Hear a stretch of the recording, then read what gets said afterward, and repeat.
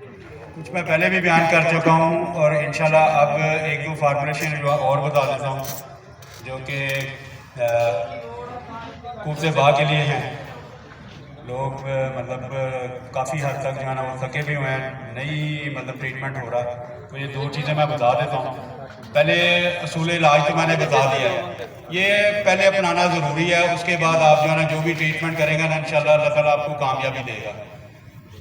तो इसमें ये है कि 4 चीज़ों का मुरक्कब मैं बनाता हूँ। एक उसमें वर्किया इस्तेमाल करते हैं, सिमलफार, उसमें शिगरफ है और पारा मुसफ़ा। पारा मुसफ़ा करने का मैं आपको आसान तरीका बता देता हूँ कि सुनार वाली बाटी ले लें या बीकर ले लें, उसे रेक के अंदर रख के ना 10 मिनट आपने जो है ना पारा जितना आपने डालना है 50 ग्राम 100 ग्राम जितना, उससे डबल जो है ना आपने नमक का तेज़ाब डाल के ना तो सिर्फ 10 मिनट आपने उसे गर्म करना है। उसके बाद उसे रख देना है, ऊपर ही वो ठंडा हो तो 2 घंटे से पड़ा रहने दें। उसके बाद इसे जो है ना पानी डाल के ना तो पानी डाल के तेज़ाब और पानी इसमें से गिरा देना और आराम से उसे कपड़े से खुश करके ना तो कपड़े से उसे निचोड़ लेना। ये आपका पारा जो है ना मुसफ़ा हो गया है, क्योंकि नमक का तेज़ाब जो है ना हर धात को खा जाता है, सिर्फ पारे को नहीं खाता।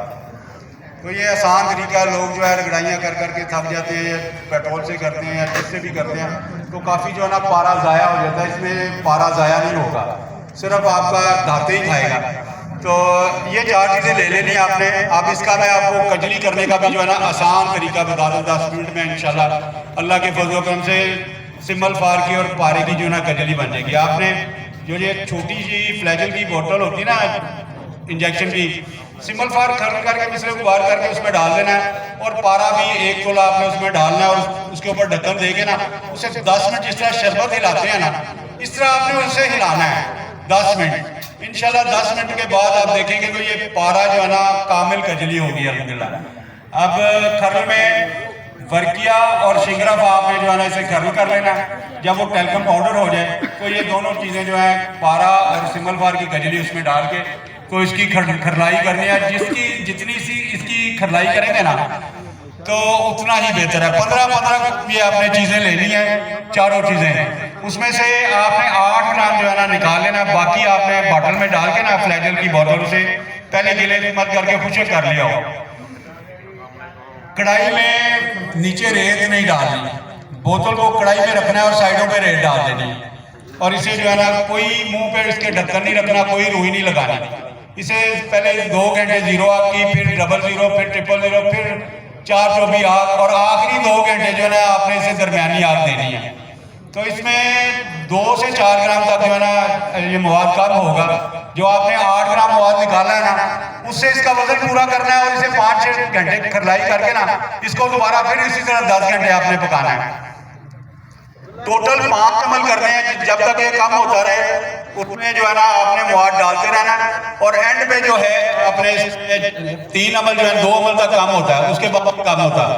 लेकिन आपने 5 अमल इसके पूरे करने हैं, 5-6 कढ़ाई करके 10 घंटे आपने पकाई लाजमी करनी है। ये 5 अमल हो जाएंगे, यानी 5 घंटे 50 घंटे इसकी पकाई होगी। अब इसे खर्ल करके रख लें।